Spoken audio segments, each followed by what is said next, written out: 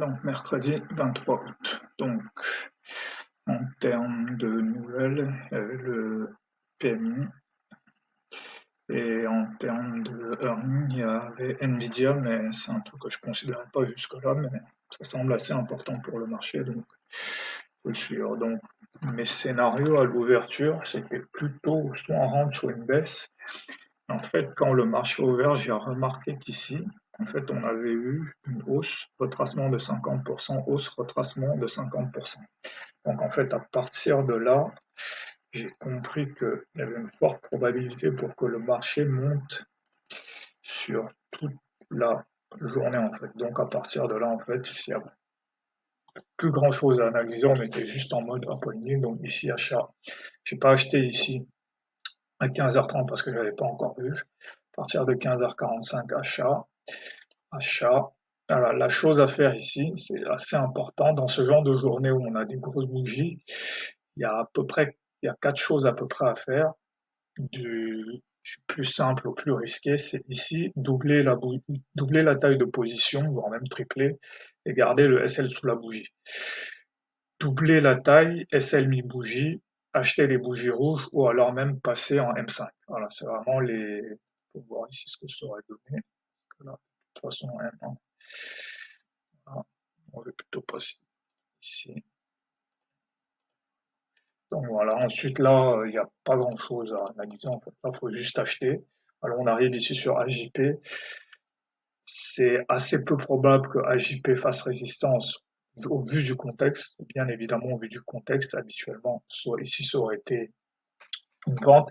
Ça aussi c'est important parce que là en fait c'est la différence entre trader avec les probabilités et trader avec le contexte en fait. Avec les probabilités, ça aurait été raisonnable de vendre ici en disant 60% du temps ça se retourne, mais avec le contexte, c'est pas raisonnable parce que là le plus probable c'est que ça va monter. Donc c'est deux styles de trading différents. Ici, en fait, sur les probas, ça demande de structurer, par exemple, ici un trade avec un RR de, voilà, vu que c'est une proba de 60%, donc structurer un trade avec un RR de 1. Donc, par exemple, je peux mettre même mon SL jusqu'au là et me dire que tant que j'ai un RR de 1, c'est raisonnable, en fait. Donc, ce truc-là, c'est important à comprendre. Après, ici, bon, de toute façon, ici, il n'y a plus qu'à rajouter. Voilà, le dernier point, c'est, en fait, il y a 2 points. Ici, cette phase de stagnation, en fait, c'est ici qu'il faut acheter, en fait. C'est un peu, c'est pas évident, mais c'est dans cette zone qu'il faut accumuler le maximum de positions. Et aussi, voilà, ce qui est aussi intéressant, c'est de voir que, par exemple, ça peut être difficile de l'acheter dans cette zone, mais si j'achète sur cette bougie, par exemple, ou comme j'ai fait hier sur la clôture, je me prends un SL, en fait. Donc, il faut se dire qu'en fait, ici, c'est un bon risque dans ce contexte, toujours, comparativement à ces bougies-là, en fait. Mais très important dans le contexte. Pourquoi ici, c'est pas forcément une bonne idée? Parce qu'on peut voir que ici, c'est le moment où, en fait, on vient 31, ici, c'est le moment où on casse le fair value gap, en fait. C'est le moment où on casse le haut du fair value gap. Donc,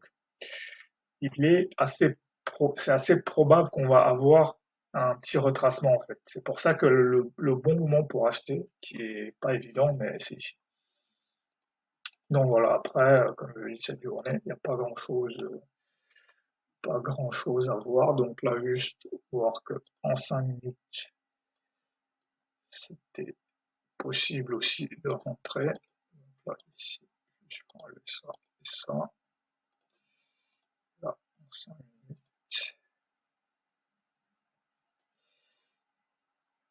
Donc voilà, en 5 minutes, voilà ici, buy programme. On peut rentrer en fait dès qu'on est en reversal. Donc par exemple, dès qu'on est en reversal, ici on rentre, ici je rentre, ici je rentre, ici je rentre. Donc voilà, dans ce genre de journée, c'est vraiment très important. Doubler la taille de position ici, doubler, passer all size, doubler sur les bougies rouges et le plus risqué, mais pas forcément dans ce contexte, c'est passer en acheter les reversals en M5. Donc voilà pour cette journée.